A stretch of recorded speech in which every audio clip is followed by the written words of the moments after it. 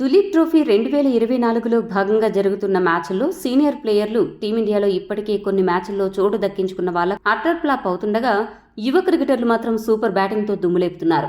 రెండవ test match మూడో రోజు ఆటలో ఏకంగా ముగ్గురు క్రికెటర్స్ సెంచరీలతో చెలరేగి దేశవాళీ క్రికెట్కు ఊపు తెచ్చారు. ఇండియా ఏ జట్టు తరపున opener Pratham Singh, one down batsmen Tilak Varma సెంచరీలు చేయగా, ఇండియా బి జట్టు తరపున అభిమన్యు ఈశ్వరన్ సెంచరీ చేసి అదరగొట్టాడు. అదే సమయంలో రింకు సింగ్, వాషింగ్టన్ సుందర్, ముషీర్ ఖాన్, సర్ఫరాజ్ ఖాన్, నితీష్ రెడ్డి, రియాన్ పరాగ్ చెత్త పర్ఫార్మెన్స్తో నిరాశపరిచారు. ముందుగా ఇండియా డి జట్ల మూడవ రోజు హైలైట్స్ విషయానికొస్తే 222 పరుగుల ఆధిక్యంతో 115 పరుగుల ఓవర్నైట్ స్కోరుతో ఇండియా ఏ జట్టు మూడవ రోజు ఇన్నింగ్స్ను ప్రారంభించింది. 59 పరుగులతో బ్యాటింగ్ ప్రారంభించిన ప్రథమ్ సింగ్ ఎక్కడా తగ్గకుండా మంచి బ్యాటింగ్తో సెంచరీ సాధించి దుమ్ములేపాడు. అతడికి తిలక్ వర్మ నుండి కూడా మంచి సహకారం లభించింది. వీరిద్దరూ కలిసి రెండో వికెట్కు 104 పరుగుల కీలక భాగస్వామ్యాన్ని నెలకొల్పారు. వీరిద్దరూ కలిసి ఇంత అద్భుతంగా ఆడుతుండడంతో ఇండియా డి జట్టుకి కొద్దిసేపు గుండెల్లో రైళ్లు పరిగెత్తాయి. అయితే అద్భుతంగా ఆడుతున్న ప్రథమ్ సింగ్ సెంచరీ సాధించి 122 పరుగులకు చేరుకున్న తర్వాత సౌరవ్ కుమార్ బౌలింగ్లో శ్రేయస్ అయ్యర్కు క్యాచ్ ఇచ్చి వెనుదిరిగారు.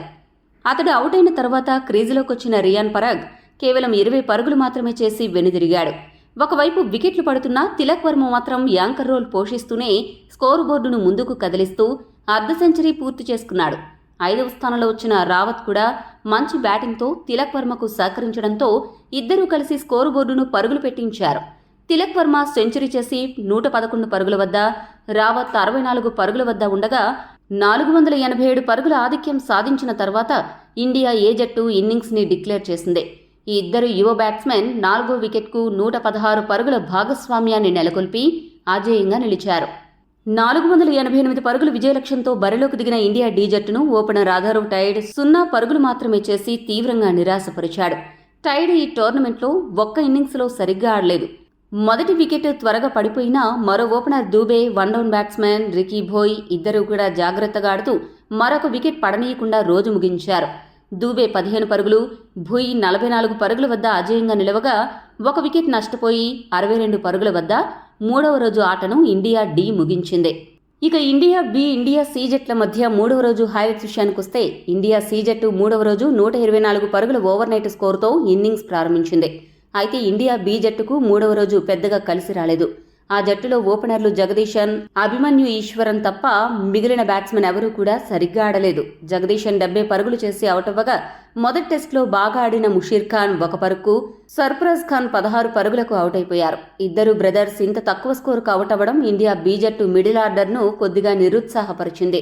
ఆ తర్వాత వచ్చిన రింకు సింగ్ 6 పరుగులు మాత్రమే చేసి అట్టర్ ఫ్లాప్ అవ్వగా 6వ స్థానంలో వచ్చిన నితీష్ రెడ్డి 2 పరుగులు మాత్రమే చేసి పెవిలియన్కి పొలోమని పరిగెత్తాడు. ఆల్రౌండర్ వాషింగ్టన్ సుందర్ 13 పరుగులు మాత్రమే చేసి తాను ఆల్రౌండర్గా పనికిరాను అని తేల్చేశాడు. ఒకవైపు వికెట్లు టపాటపా పడిపోతున్నా ఓపెనర్గా ఉన్న అభిమన్యు ఈశ్వరన్ మాత్రం ఒకవైపు వికెట్లు పడుతున్నా ఎక్కడ సహనం కోల్పోకుండా జాగ్రత్తగా ఆడుతూ ఇన్నింగ్స్ ముందుకు నడిపించాడు. చూస్తుండగానే సెంచరీ కొట్టి తన బ్యాటింగ్ నైపుణ్యంతో అబ్బురపరిచాడు. అతడికి టైలెండర్ సాయి కిషోర్, రాహుల్ చాహర్ ఇద్దరూ కూడా చివర్లో చక్కటి సహకారం అందించారు. సాయి కిషోర్ 21 పరుగులు చేసి అవుట్ అవ్వగా రాహుల్ చాహర్ 18 పరుగులతో క్రీజులో ఉన్నాడు. ఇక సెంచరీ హీరో అభిమన్యు ఈశ్వరన్ 143 పరుగులతో అజేయంగా నిలిచాడు. దీంతో ఇండియా బి జట్టు మూడవ రోజు 7 వికెట్లు నష్టపోయి 309 పరుగులు సాధించింది. ఇండియా బి జట్టు ఇంకా 216 పరుగులు వెనుకబడి ఉంది. ఈ వీడియో మీకు నచ్చితే లైక్, షేర్, కామెంట్ చేయండి.